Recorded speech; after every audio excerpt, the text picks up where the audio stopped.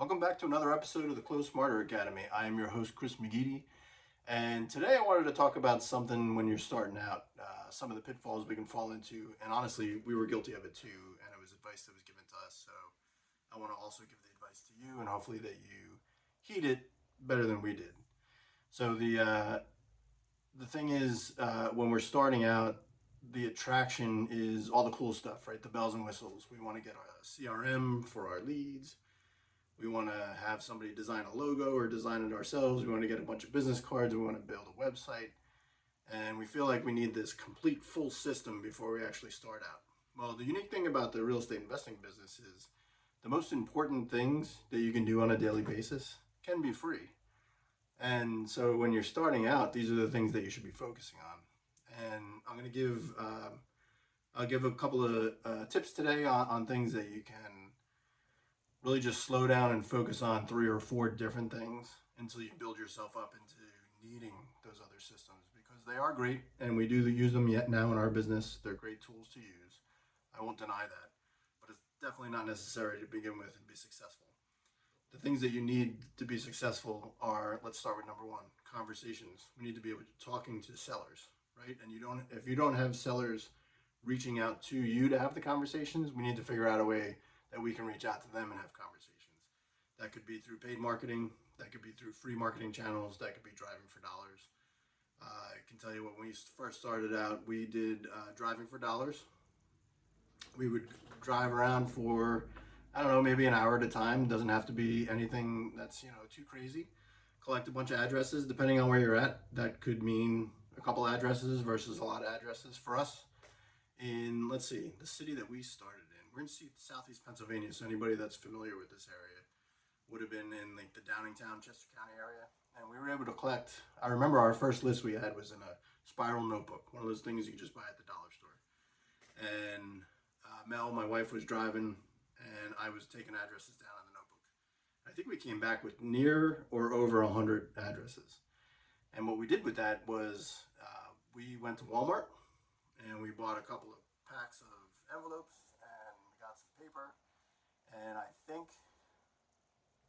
I don't want to quote this wrong, but I think the first couple we actually did hand write out. We hand wrote letters to the first couple addresses, and then we typed out something on like Microsoft Word or whatever you're using on the computer to just print out the rest of them. And we would send them out, whatever you can, with it like 25 to 50 at a time. But we took massive advantage of all the free avenues we could to put our name out there. We had Facebook posts, not ads, but posts. We reached out to people in different Facebook groups that were looking to maybe sell. I think even at one point in time, we reached out to people that were looking to have substantial work done to their house, just to reach out and have the conversation with them. These are all great ways to just put your reps in. So those are just a couple of things you can do to be able to at least have the conversation, start the conversations. Because then what you want to do from there is from the conversations, you want to track the conversations. And if you don't have a CRM, you don't need one. This can be done in a notebook.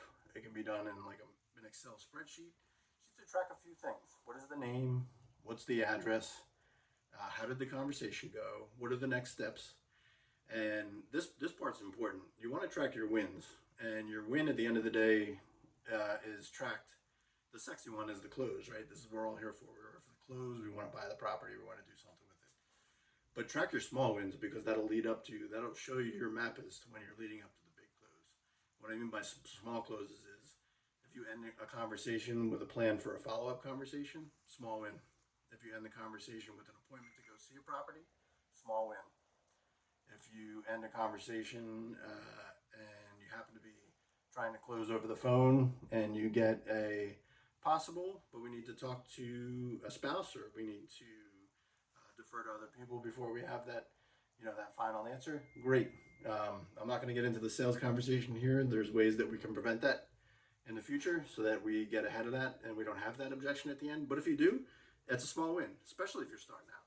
Small win is we're going to get to have another conversation in the future. If it's not to sit at the table across from the seller and buy the house, fine. But if it gets a step closer, that's what we're looking for.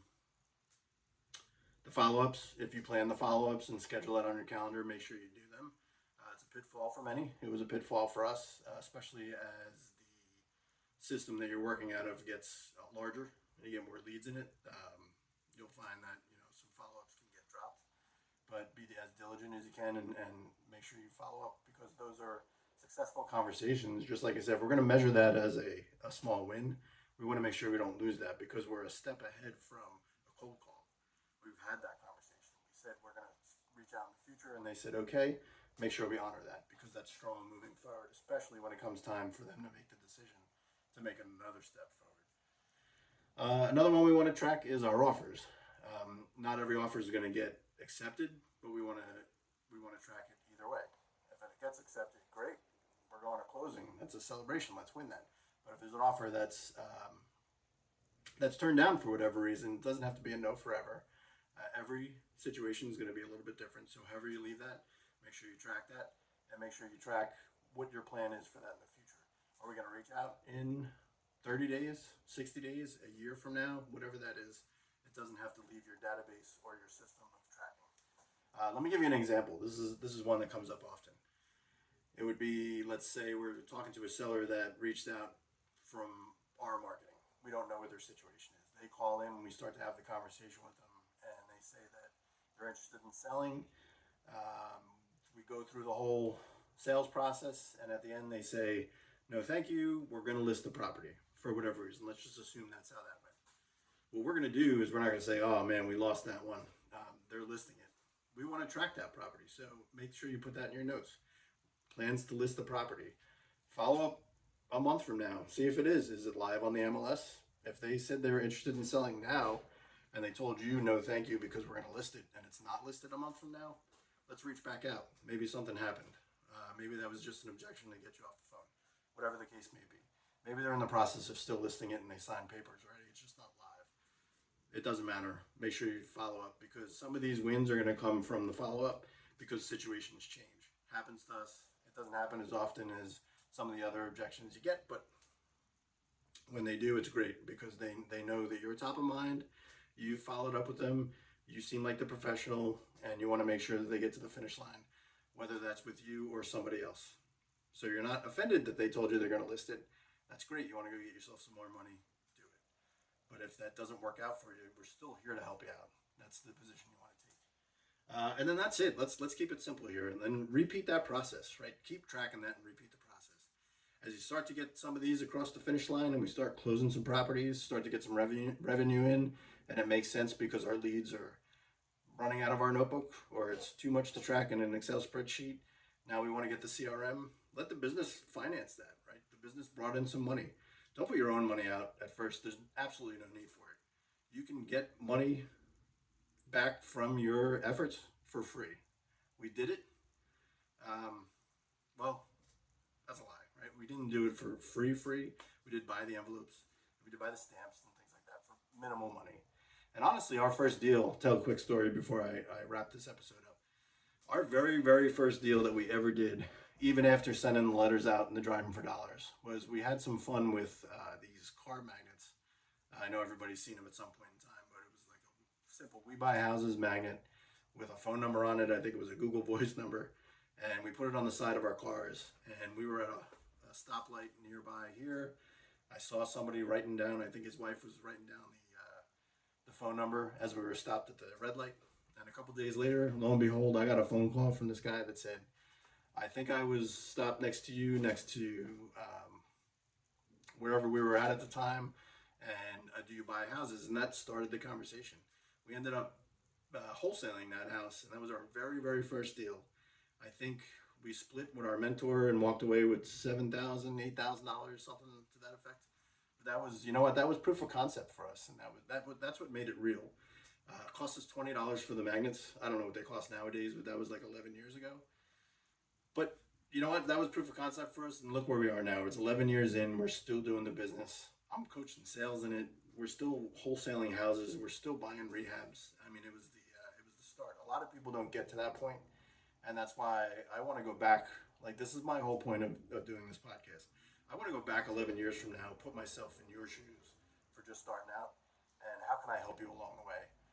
How can I help you avoid some of those pitfalls that we fell into, like this with the like we bought some stuff in the beginning and we were told not to, but we did because it was fun. Like we bought a, guilty. We bought a logo, but we didn't need it. When I look back on it, we didn't need it. So all that to say, if you are going to do it, you're going to do it. I'm not going to stop you from doing that, but know that you don't have to. And it's not the thing that's going to get you across the line. It's going to feel great to have, but feeling great to have can still keep $0 in your pocket. So feel great and have money in your pocket at the same time. So I'll wrap that up for today. That is going to be today's episode.